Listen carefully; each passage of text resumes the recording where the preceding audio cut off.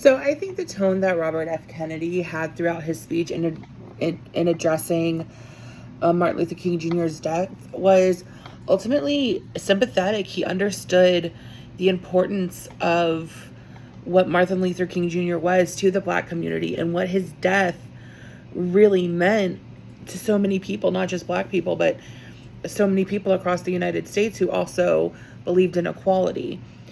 I think one of the biggest things that helped within his speech to be so sympathetic was that he mentioned his family member, John F. Kennedy, assassinated as well. So he was able to commit that common ground of, hey, I know what it feels like to have someone so important to you taken away in such a brutal, horrible way.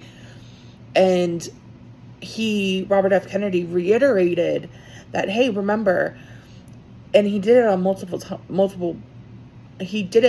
times. And remember, he was about peace. Remember, we need to carry on this message. We need to make sure that we respect Martin Luther King Jr.'s vision of how to achieve equality.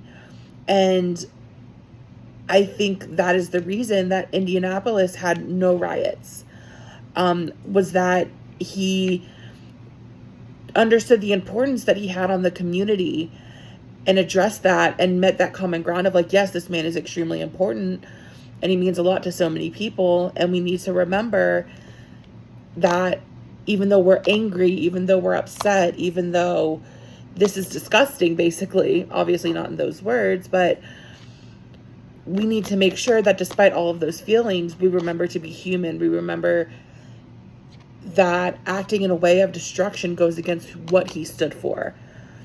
And I think that's why Indianapolis was unlike the rest of the nation and didn't have riots and didn't, become, I guess, in lack of better words, chaotic, even though they definitely deserve to have a riot in the sense of the assassination of Martin Luther King Jr. I think this was an extremely well done speech, and I think that is the reason that everything went so much more smoothly than it did in other cities.